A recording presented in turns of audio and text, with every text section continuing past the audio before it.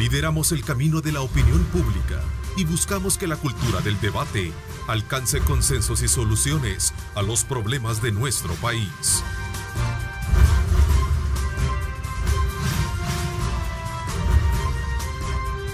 Diálogo con Ernesto López. Hola, ¿qué tal? ¿Cómo están? Qué placer enorme saludarles a ustedes en esta mañana de día lunes 24 de febrero de 2020. Gracias por sintonizarnos, gracias por estar muy atentos a nuestra señal desde muy temprano con nuestros noticieros, poniéndolos a ustedes a tono con las noticias que ocurren en nuestro país y el mundo entero. Recuerde colocar a Dios en el centro de sus actividades para que todos sus proyectos, sus metas esta semana puedan cumplirse. Hoy me acompaña acá en nuestros estudios el ministro de Agricultura y Ganadería, el licenciado Pablo Anliker, a quien quiero darle la más cordial bienvenida. Ministro, gracias por acompañarnos. Buenos días, Ernesto. Buenos días a toda la población en general y especialmente a la gente que trabaja la tierra, por la cual siempre estamos velando sus intereses en el Ministerio de Agricultura y Ganadería. Así es, vamos a aprovechar a hacer una evaluación de cómo está el agro en nuestro país.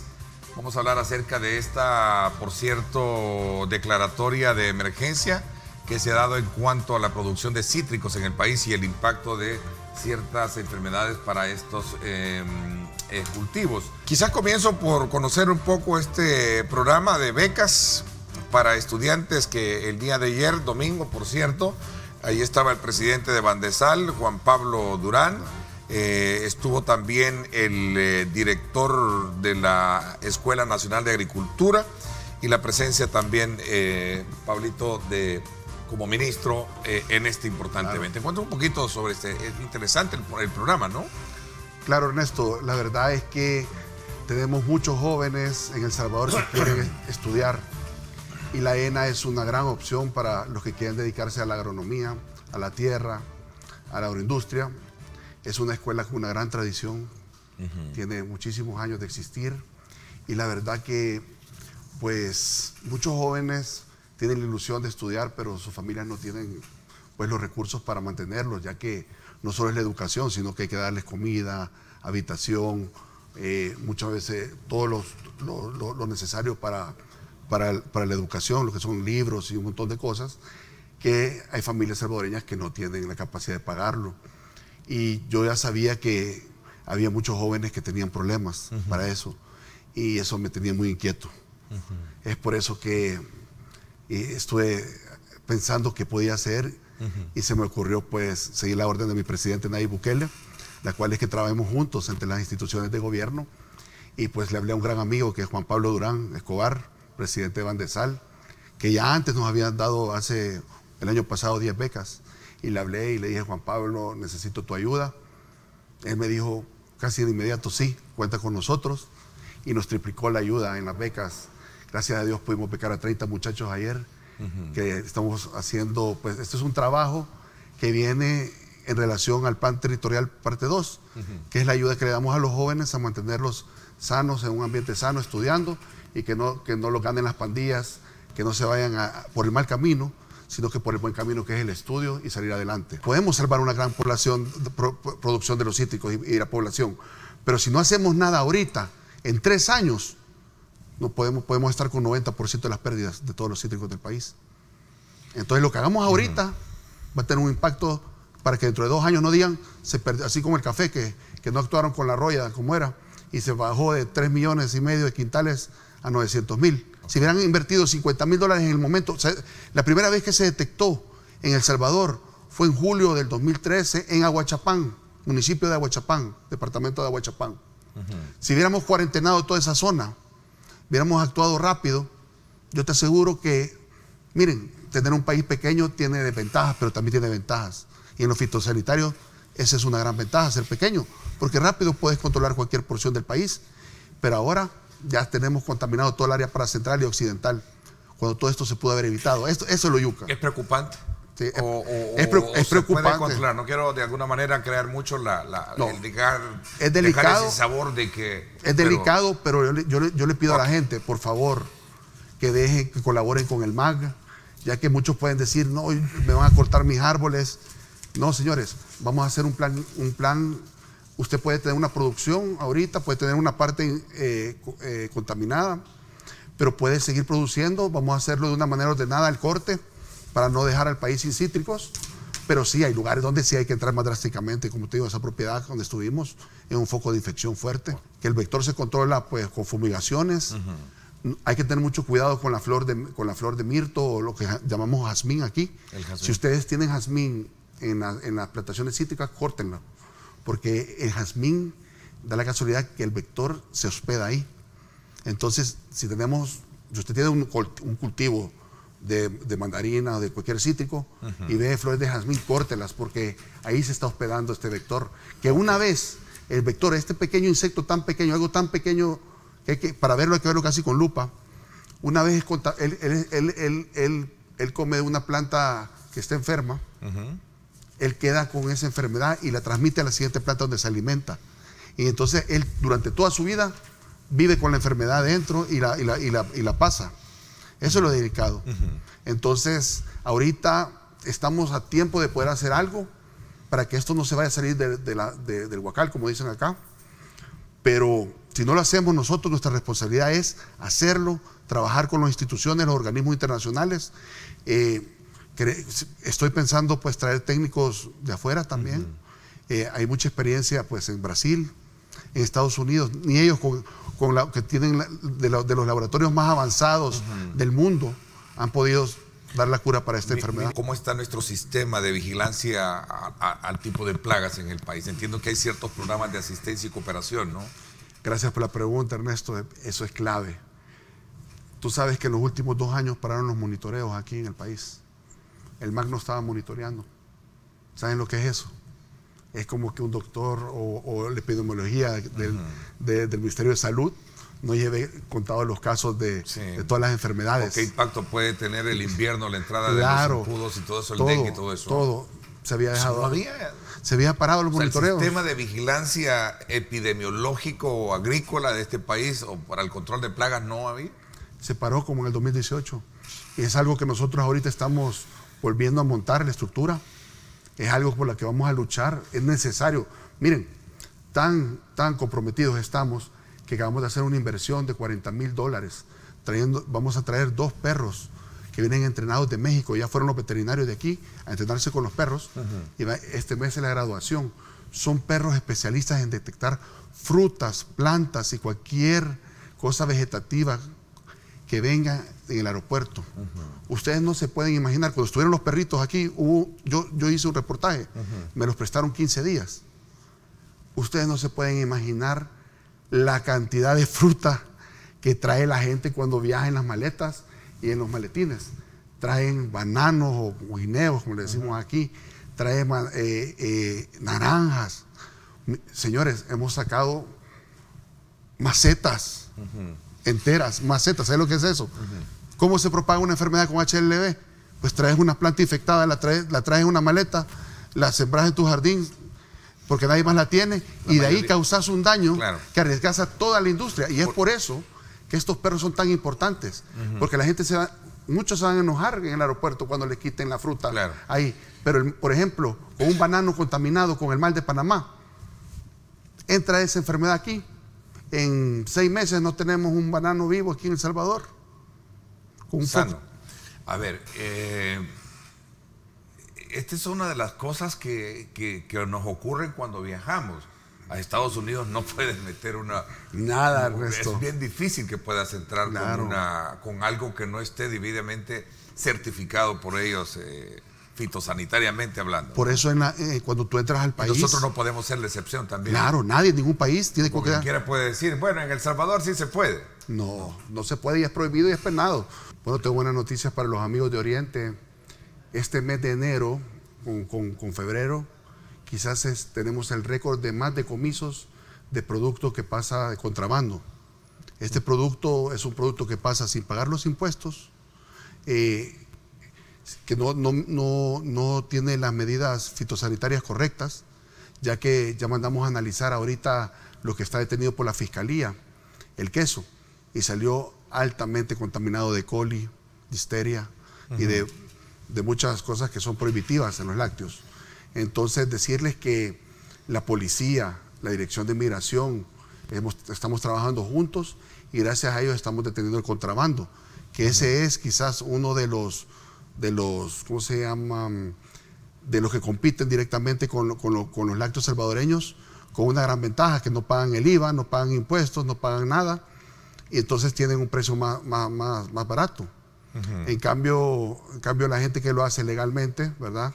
Con muchas empresas grandes que tienen plantas allá en Nicaragua, pues lo hacen con todos ¿cómo se llama? Con todas las reglas fitosanitarias correctas, se someten a laboratorios, se someten a todo lo que el aparato del Estado lo indica que hay que hacerles, y entonces de ahí es que logramos, ¿cómo se llama?, controlar este tipo de problemas. También quiero decirte una cosa,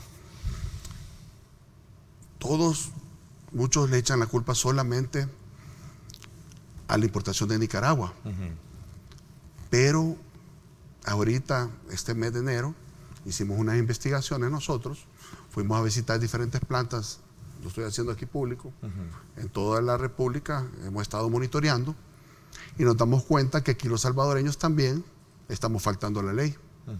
¿En qué sentido? Muchas plantas están ocupando leche en polvo para reconstituir y hacer queso. No es justo para el lechero, pues, está en desventaja. Él no puede vender su producto bien porque esa botella transformada de la leche en polvo sale muy barata. Entonces es por eso que todos se quejan, que porque la leche, hay veces hay sobrantes de leche, que la leche la pagan muy barata. Empecemos también arreglando casa, porque nosotros podemos decir que el lácteo están entrando de afuera, pero si aquí nosotros no seguimos las reglas, también estamos parando el consumo interno, que es grandísimo. Nosotros somos el importador más grande de lácteos de la región. Eso es algo que ha existido, que lo hemos heredado. Nosotros lo heredamos de la administración pasada, antepasada. Esto ha ido creciendo. Lo único que podemos decirles es que nosotros, como MAG, no hemos dado ni un permiso nuevo de los que ya estaban. Ahora, me imagino que esa es una declaratoria importante esta mañana conocerla, claro, de que ciertos productores de queso en el país no están cumpliendo con las normativas, ¿verdad? Y están utilizando leche en polvo para producir queso, cosa que no lo permite la ley. Y lo hemos hallado infraganti. Hemos entrado a la planta y están todas las bolsas. ¿Se están poniendo las infracciones o qué alcances tiene esa actividad ilegal, si lo queremos ver como lo escuchamos esta mañana, ministro? Mira, nosotros primero hablamos con ellos, les explicamos, porque tampoco podemos llegar. Te soy sincero que tal vez la ley es ley, claro, si las incumplen hay que multarlo, pero no cerrar la fábrica porque no queremos perder empleos. Lo único que tienen que hacer diferente es, en vez de comprar la bolsa de leche en polvo, es que compren leche fluida y sigan haciendo el queso. Entre ellos mismos. Entre ellos mismos, correcto, apoyarse mutuamente. Sale mejor producto de calidad y el queso entendería yo que es más... Mira, sale mejor porque sale más cremoso, sale de mejor calidad. Apoyamos a los ganaderos. Los ganaderos han sido descuidados, no solo... Y aquí estamos hablando de un factor de los ganaderos, la leche. Y toquemos hoy el tema de carne. La carne de res aquí en el país, no te quieren pagar nada por una res viva. Quieren que se la regales casi el precio muy bajo. Entonces, ¿en qué tenemos que trabajar nosotros? En que, digamos, yo fui de los que dijo, miren, quítense eso de la maña de andar comprando con ojo, que llega el coyote y te dice, no, yo le calculo que vale tanto. Miren, lo correcto es pesas y medidas. Por favor, pesen el ganado, hagámoslo correctamente como la gente. Usted va, ¿cuánto la libra? ¿Cuántas libras pesa el ganado? Ver, pero para eso están los tianguis, entiendo, para poder certificar ese tipo de... Y es donde tenemos que empezar nosotros ahorita a trabajar. También, ¿verdad? Porque bueno. Miren, es que todo eso ha sido descuidado. Ok, qué interesante la plática con la que nos adentramos ahora a conocer un poquito más de este tema. A ver, Saúl Mejía en el Oriente, gracias por sintonizarnos. Ernesto, necesitamos inspección el ingreso de queso de Nicaragua, que se cumpla la ley con las normas sanitarias. Las importaciones son cada vez más grandes. Ahí nos manda un cuadro referente a las importaciones son cada vez más grandes. Claro. A ver, ¿cómo está esa, esa asimetría que debe de existir? Porque entendería yo que también hay que producir, hay que respaldar, ¿verdad? Claro. Y garantizar también la producción agrícola, ¿no? Claro. Lo que pasa es que nosotros no podemos por O sea, no se podemos cerrar, ¿no? los tratados que tenemos, que no los firmamos nosotros, te estoy diciendo, lo firmó, bueno, el mercado común centroamericano viene desde los 60, Ernesto. Así, si nosotros nos ponemos que no dejamos entrar los productos porque son más competitivos en otro país, claro, tratamos de que aquí se produzcan, pero también nos van a nosotros bloquear las exportaciones, porque el problema es que si se bloquea todo el queso, tal vez no la van a agarrar con los queseros salvadoreños, pero la van a agarrar. Te voy a dar ejemplos, claro, la puede pagar la Diana, la puede pagar otras empresas con las que se desquitan en otro lado, pues empresas grandes que tenemos regionalmente que exportan. Claro. Y así como se comportan los mercados. Sí, sin duda alguna, el tema de los aranceles y la reciprocidad que existe y todo eso, ahí está. Pero, obviamente, ¿no? Una economía tan, digamos, subsidiada y protegida como los Estados Unidos, que creo que es lo contradictorio. Afuera te venden el Tratado de Libre Comercio, pero aquí adentro yo tengo también mis normas y todo. Pero ese ya es un tema que va más allá. Pero fíjate que en el Tratado de Libre Comercio hay algo bien curioso. Yo estaba en la reunión cuando yo acabo de entregar la presidencia del CAC, que es la de todos los ministros de Centroamérica y el Caribe. Y estaba en México, Distrito Federal, cuando me pusieron las gráficas.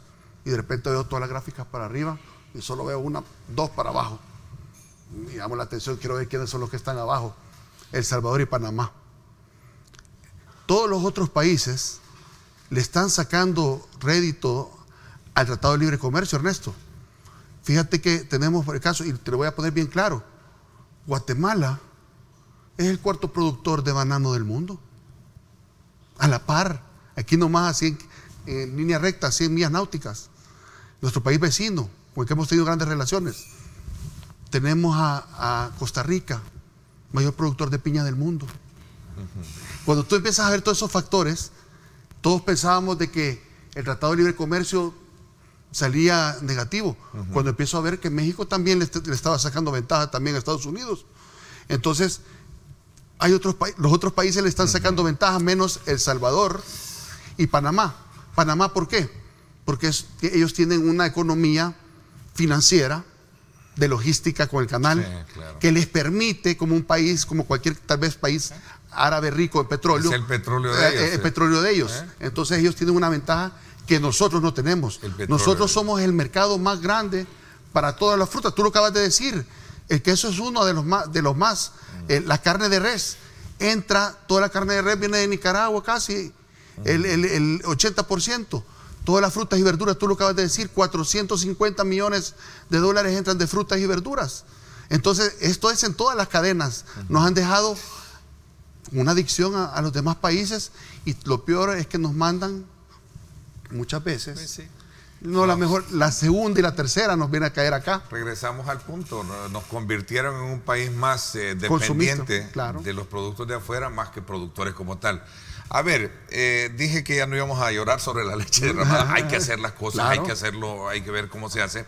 Saludos a Mauricio Murillo, nos dice, ministro Anliker, viene la entrega de paquetes agrícolas. Sería bueno exigir los envases químicos del año pasado para darlos de este año y así reciclar como se hizo con el tema del agua. Muy buena sugerencia la que hace. También tengo acá un mensaje que nos hacía llegar otro televidente. Bueno, hay muchos. Don Enrique Palomo dice, los cañeros también nos anotamos al esfuerzo porque la economía crezca. Iniciativas las acompañaremos, dice.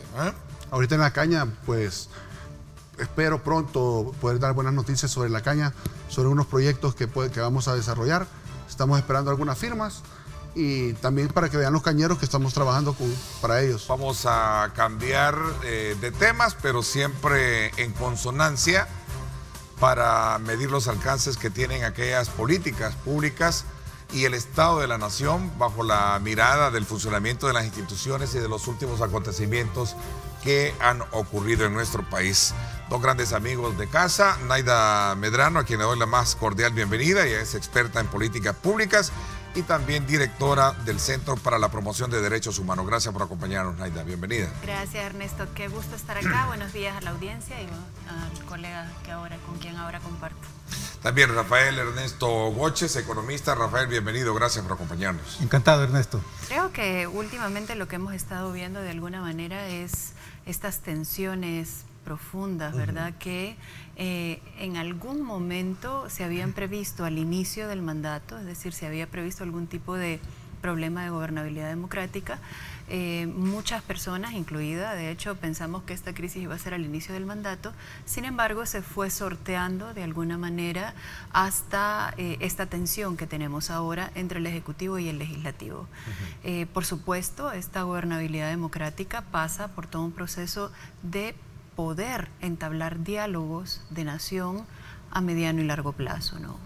De alguna forma, no solo la parte discursiva del presidente de la República, sino que también desde el discurso de la muy desgastada oposición genera escenarios que en la utilización de instrumentos de control entre uno y otro también de alguna forma repercute en la población y genera también todo un sentir apelando a la emotividad de la población salvadoreña a efecto de vivir estas tensiones que tenemos ahora, ¿no? Los últimos sucesos acaecidos alrededor de, en teoría, el préstamo que tiene que ver con la fase 3 del Plan Control Territorial y que definitivamente detonó una serie de no solo acciones concretas, sino que también de escenarios que de alguna manera ponen en vilo no solo la estabilidad política del país, que no ha sido la más, digamos, llana a lo largo de los 28 años después de la firma de los acuerdos de paz, pero que sí nos coloca en un escenario muy particular que no habíamos tenido hace mucho tiempo, como es ver la irrupción de la Fuerza Armada dentro del recinto legislativo, ¿no? A ver, Rafael, este es un tema que hemos estado también leyendo en varios programas en radio, también aquí en televisión. Daría la impresión que las cosas caen por su propio peso o van cayendo por su propio peso, no sé, quizás me atrevería a pensar que si bien es cierto se están generando otras acciones paralelas a los acontecimientos del 9 de febrero, ¿verdad? 9F, ¿verdad? Podríamos creer que también estamos entrando a ese calor electoral que de alguna manera pues prevén muchos, va a ser mucho más candente de lo que, mucho más caloroso de lo que significa la Semana Santa que ya casi nos viene encima, Perdón, bueno, perdón el comparativo.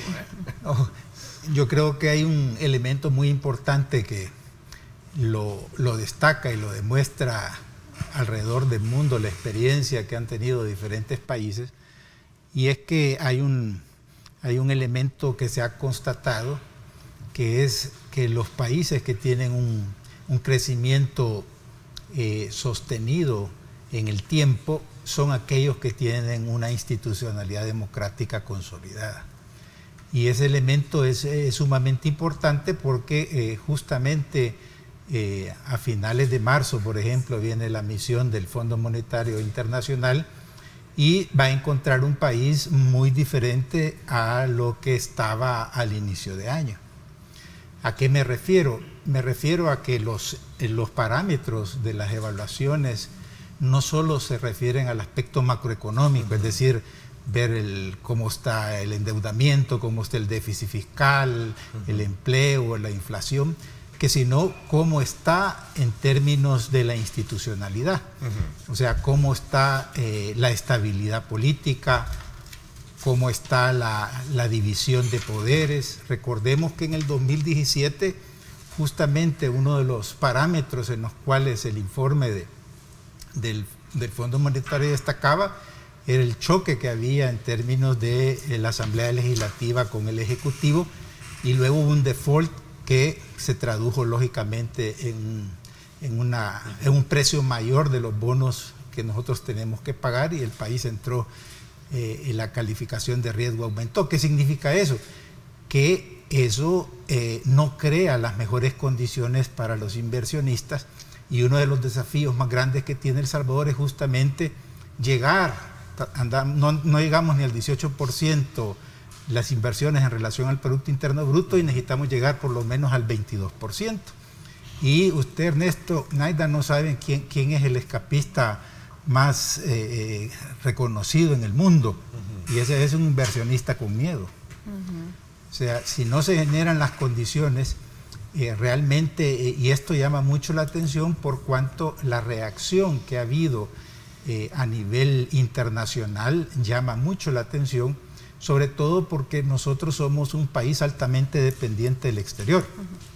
Remesas, estamos dolarizados, inversiones, exportaciones y cooperaciones. Es decir, El Salvador es alguien que la imagen del país es un elemento sumamente importante.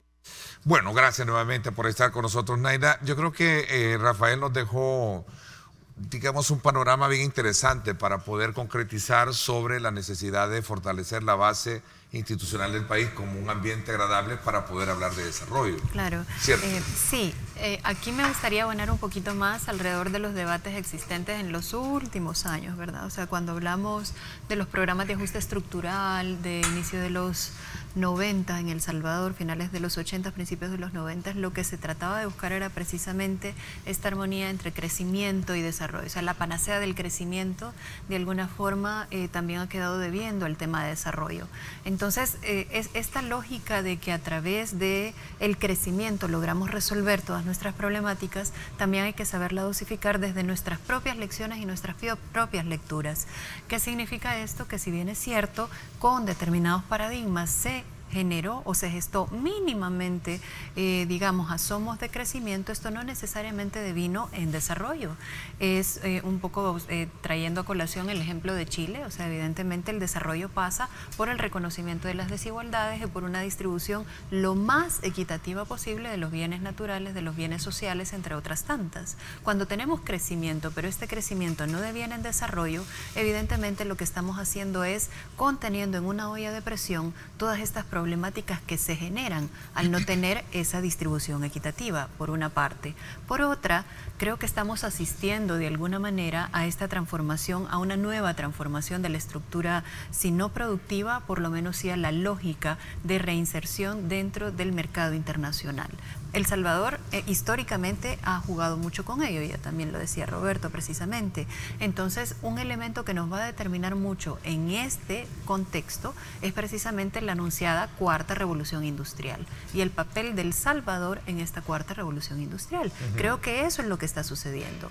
Hemos visto de manera muy concreta que va a haber posibilidad de inversiones, hay interés de inversiones, sin embargo, cuidar la gobernabilidad democrática, gestar gobernabilidad democrática e ir dando visos importantes alrededor del tema de desarrollo humano es ahorita importante. No solo se trata de generar estos mecanismos de llamar a la inversión, sabemos que ahí hay un diálogo incluso hasta natural, si se quiere, entre el Ejecutivo y entre toda la hacia donde transita actualmente el mundo. Aunque ¿no? habría que rescatar algo que pese a toda la situación, todo el nivel de inversión, por lo menos lo que hemos visto de las calificadoras de riesgo, no ha habido mayor, digamos, impacto. La versión oficial se mantiene también de que el nivel de inversiones todavía es garantizado para nuestro país, por ahora. Pero por ahora. Por ahora. Okay. Ahí es donde hay que tener mucho cuidado con las líneas. El país necesita delgadas. más ir en consonancia de lo que significa recrear, como decía Rafael, un mejor ambiente que permita garantizar mayores inversiones. Claro, hay un filo muy delicado ahí sobre el cual si seguimos jugando en este vilo muy peligroso, pues evidentemente va a repercutir en todos esos avances que de manera natural, digamos, en su entorno ha tenido el presidente para gestar crecimiento. Veremos si este es capaz de llegar al desarrollo. Guzmán es un punto bien importante que creo que ha creado y despertado mucha expectativa para los sectores. De hecho, el presidente de ANEP acá me lo decía, creemos que es un elemento importante que suma esa perspectiva de país hacia donde lo queremos llevar, ¿no? Solo que hay yo creo que desde hace muchos años se ha venido planteando, sobre todo por parte de la sociedad civil y la academia, la importancia de entrar a un plan de país, a agenda nacional, como se quiera llamar.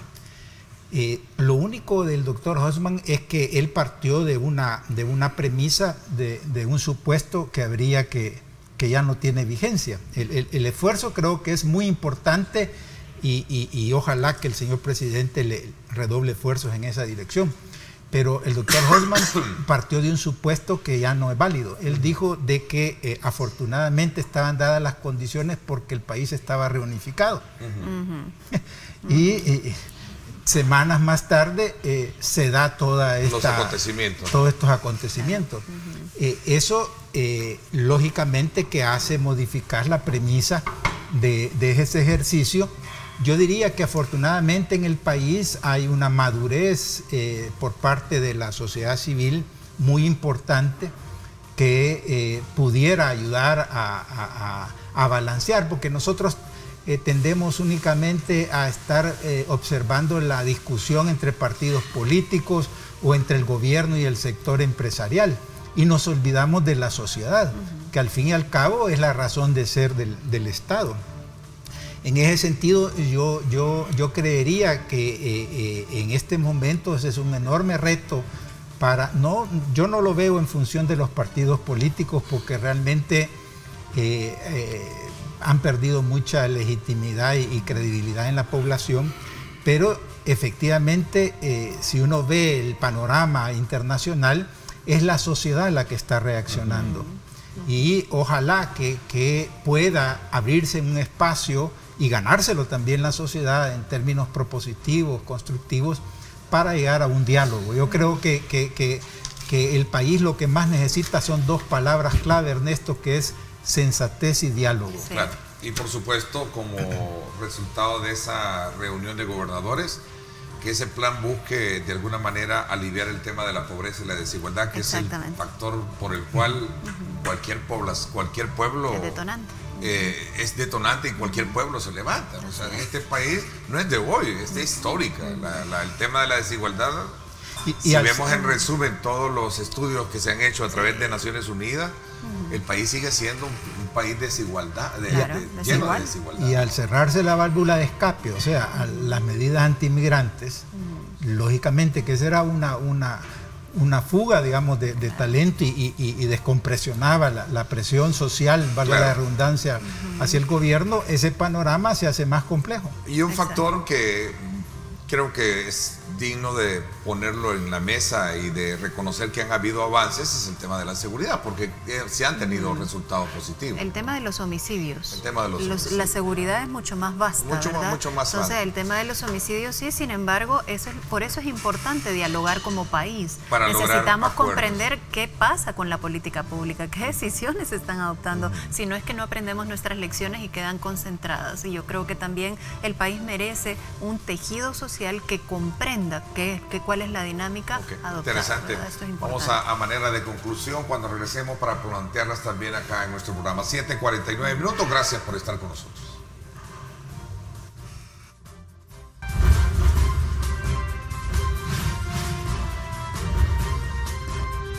Diálogo con Ernesto López.